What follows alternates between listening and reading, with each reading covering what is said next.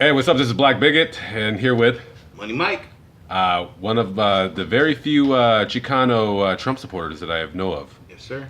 Young Satch Money is also a Chicano Trump supporter. We're all Trump supporters. We love Trump. Make America great again. Yes, that's the hope.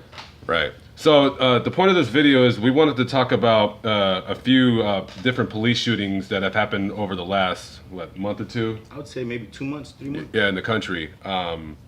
I wanted to bring up really quick about Philando Castile. Philando Castile, in case you guys haven't heard, you might have had, his case made nationwide media attention because he got shot and killed by the police. So this was a guy. He was a black dude in Minnesota. He got pulled over by the police. This was the one that his girlfriend. He got shot by the police. Supposedly he was reaching for something, some kind of bullshit, and his girlfriend does a Facebook Live thing while he's dying. That struck me as really, really odd. Your girlfriend, you're dying. The blood is pouring out of your chest. Your first reaction is to kind of put pressure on the wound.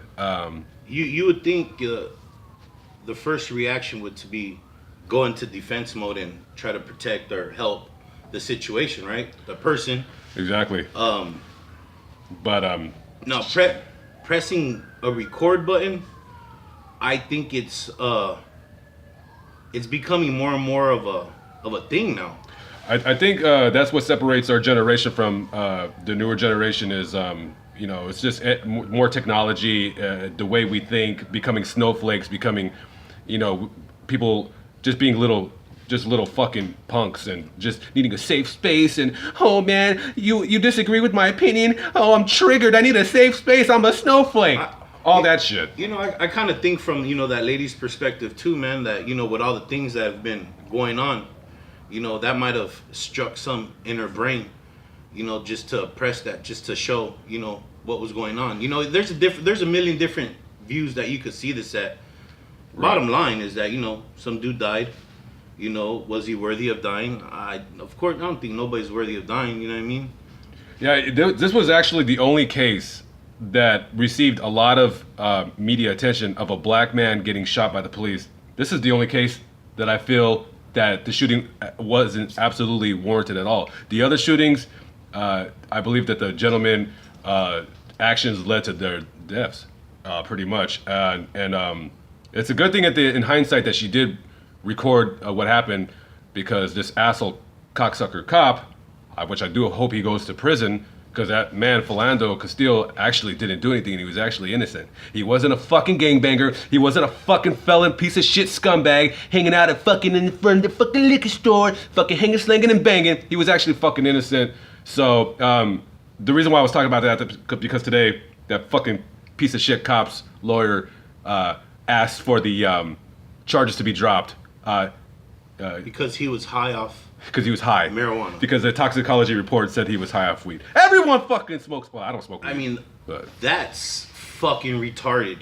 Really? Because you asked for a murder case to be dropped because the person that got murdered was high on weed? That makes no sense whatsoever. Yeah, that's just totally ridiculous. So I really do hope that cop goes to prison. He deserves everything that he has coming to him. Yes, and just really quick, the reason why that shooting didn't make as much... didn't get as much attention on the media is because the cop wasn't white. Was it? No, he was, he had an odd name. He wasn't an Eskimo or an Indian, but he might have been Latino. I should have looked it up, but oh well. But he had a very odd name. He looked like Latino. That's why. If he was white, then it would have been a big brouhaha. Black Lives Murder would have fucking been like blah blah blah. But anyways, so just wanted to touch on that real quick. I hope that guy goes to prison. Yeah, that brings up a whole lot of different murders that have been going on around. One here in Bakersfield, matter of fact, gentleman by the name of Francisco Serna. This is a trip. A 73-year-old man. I guess he was suffering from dementia. Don't quote me on that. But he makes his nightly walks, at midnight, being an older gentleman. And I guess he approached a vehicle that had some females in it, and I guess the females thought that gentleman had a weapon. Called the police. The police came, and I guess as the police were responding to the situation, the police asked the gentleman to, go back to where he was going, and he didn't. He kept coming forward, and the police officer shot the 73-year-old man 8 times. Come to find out, dude didn't even have a gun. He was holding a crucifix. That is crazy in itself. 8 times, a 73-year-old man. I think there could have been other tactics used. It didn't. I mean, 73-year-old. The police are often trained. Okay, here's the thing. The problem with that situation. I mean, a 73-year-old man.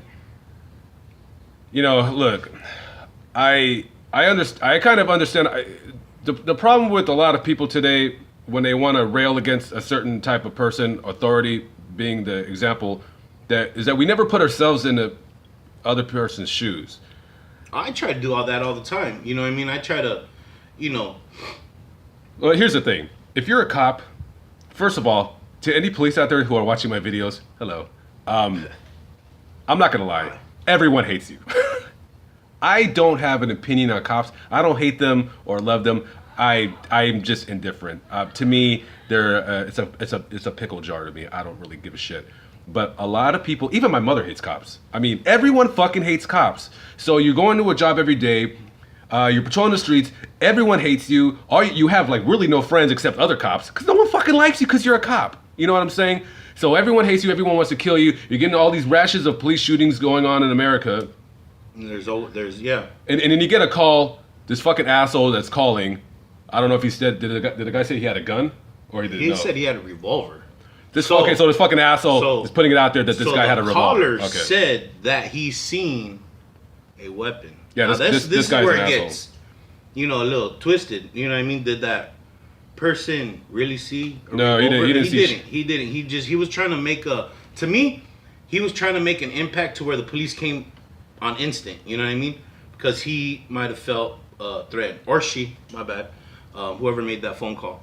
But yeah, man, it's like the video that I made a few months ago. Certain people make really bad eyewitnesses. They see what they want to see, and now that old man is dead. His family, they'll get $1 million or whatever.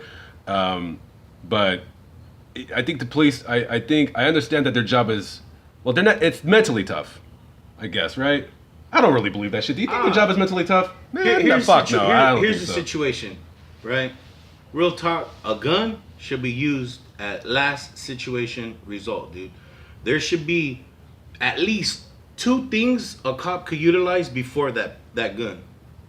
Yeah, but that's just not the way they're taught anymore, dude. They're taught. I mean, But, because I know someone who used to be a police officer. Yeah. Just to shoot first. And as time progressed, the police officers seem they're more aggressive, right? Yeah. With all the more shootings and stuff, right? As everyone has, and I think you're right. It comes down to training. yeah, right? and as everyone has gotten camera phones, everyone has a fucking camera phone. So there's a camera everywhere we go. So we're watching the police every so more now than ever. Now, so wouldn't that be a signal to the police that, oh shit, man, these motherfuckers are taking films of us all the time.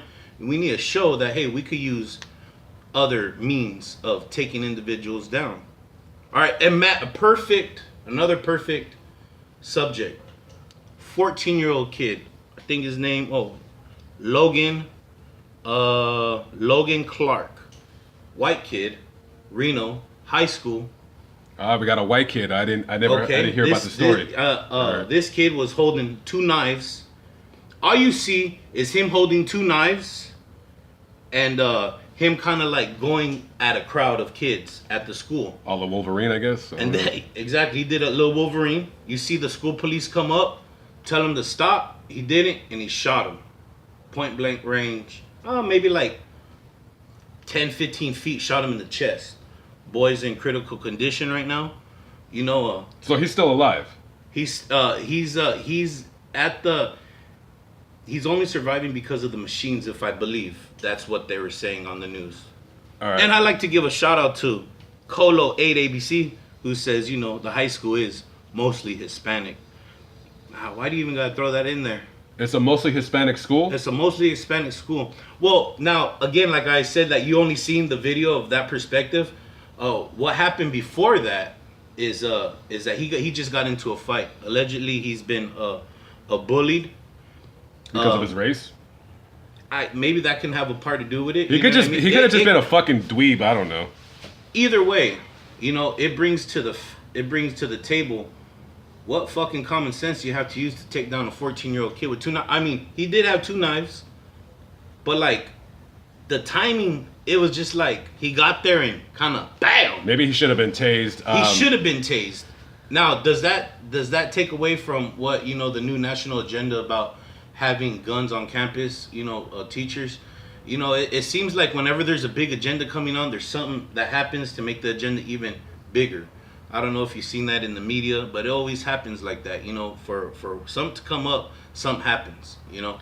And it's a sad situation. You know what I mean? For the Clark family, man, I was watching the news and seeing that kid's dad, and man, he and the way this one strikes me a little close to the home is because of Angel.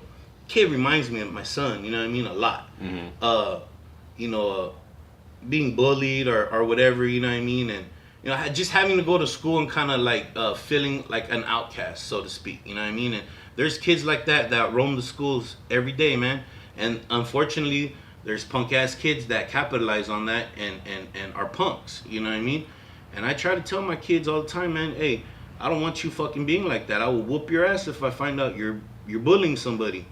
Yeah, I want to say something about the bullying thing really quick. Were you bullied in school? Me? I don't think you were. We were in school together for about a year. We went to Los Angeles High. Yeah. Hell no. But then we were never really in school because we were ditching all the time. I was out in the graffiti game doing my thing, but yeah, that's neither here nor there. But yeah, nobody really bullied. I didn't get bullied in high school. I got fucked with in elementary. In like junior high, elementary. Yeah, look, listen, kids are assholes.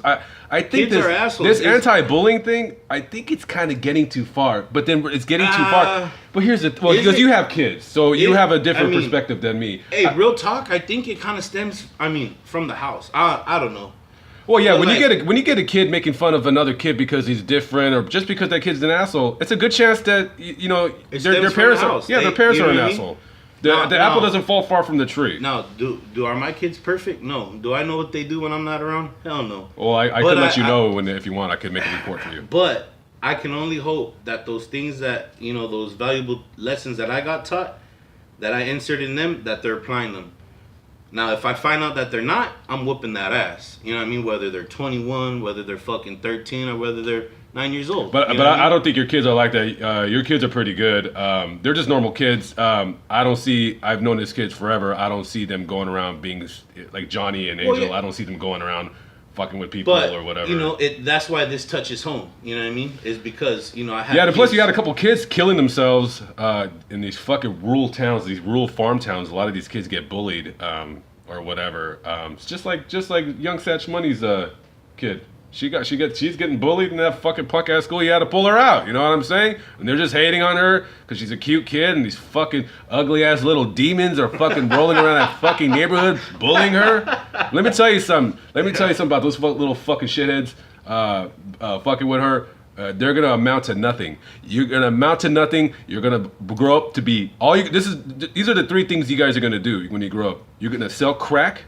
You're gonna be a fucking prostitute, or you'll be in fucking jail.